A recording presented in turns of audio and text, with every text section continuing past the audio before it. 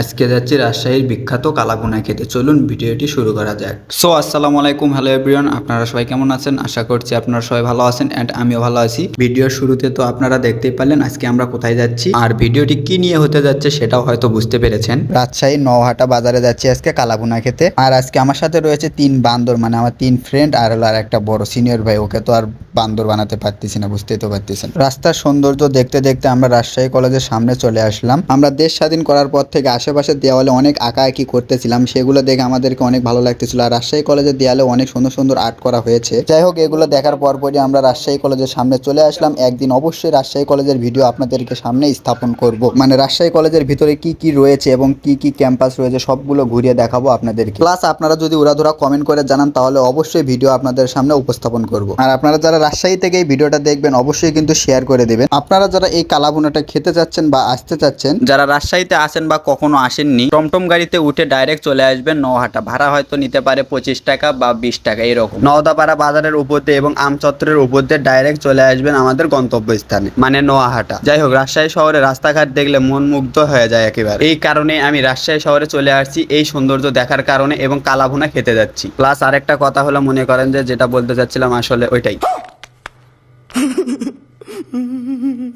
যাই হোক, আমাদের টমটম গাড়ির পাইলট মাম আমাদের আগুনের গতিতে নিয়ে এসে দিল আমাদের গন্তব্যস্থানে। যাই হোক, আমাদের 3 বান্দরের মধ্যে এক বান্দর টাকা দিয়ে দিচ্ছিল আমাদের টমটম মামাকে। যাই হোক, টাকা দিয়ে 2 মিনিট হাঁটলে আপনারা আপনাদের গন্তব্যস্থানে পৌঁছে যাবেন, মানে কালাভুনা যেখানে বিক্রি করা হয় সেখানে। প্লাস বাজারের ভিতরে অনেক ধরনের মিষ্টিও পাওয়া যায়। গুটি গুটি পায়ে সামনের দিকে এগিয়ে আসতে চলে আসলাম আমাদের হানিফ মামার কালাভুনা খেতে। যাই হোক, আমরা গন্তব্যস্থানে আসার পর থেকে তারপর আমরা হোটেলের ভিতরে ঢোকা শুরু করে দিলাম গুটি গুটি পায়ে। এই তো দেখতেই পাচ্ছেন কতগুলো কালাভুনা রান্নাবান্না করা হচ্ছে আমাদের খাওয়ানোর জন্য। বুঝতেই তো পারতেছেন আমরা হলো স্পেশাল মানুষ, এর জন্য আমাদের নতুনভাবে তৈরি করে দিচ্ছে আমাদের কালাভুনা। একেবারে স্পেশাল কিন্তু, মানে আমাদের জন্য একেবারে ইনটেক। এই হানিফ মামার কালাভুনা খেতে অনেক দূর দূরান্ত থেকে মানুষ আসে খাওয়া দাওয়া করতে এই কালাভুনা। তারপর আর কি আমরাও বসে পড়লাম টেবিলে খাওয়ার জন্য। 3 থেকে 4 মিনিট ওয়েট করার পর চলে আসলো আমাদের এই কালাভুনা। চোখের সামনে খাওয়া খালি জল জল করতেছিল, এই আর সহ্য না করতে পেরে খাওয়া দাওয়া শুরু করে দিলাম। এই ভাইরাল কালাভুনা হানিফ মামার দোকানের পাশে আরেকটি রিপন মামার কালাভুনার দোকানও রয়েছে। ইনশাল্লাহ আপনাদেরকে অবশ্যই দেখাবো ওই রিপন ভাইয়ের কালাভুনা খেতে কিরকম। আর আমার সামনে যে দেখতে পাচ্ছেন আমার ওই বড় বান্দরটি, ওই বান্দরটি মানে একসাথে 3 থেকে 4 প্লেট ভাত একাই খেতে পারে। আপনারা হয়তো বুঝতেই পারতেছেন, এদিকে আমাদের 3 জনের খাওয়া দাওয়া শেষ হয়ে গিয়েছে, আর এদিকে আমাদের বড় বান্দরের খাওয়া এখনো শেষই হয়নি।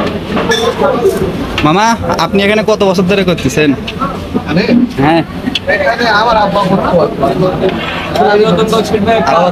তাও কত বছর হচ্ছে? 30 বছর। আপনার বাবার কারণে এই নামটা শোনা হয়েছে?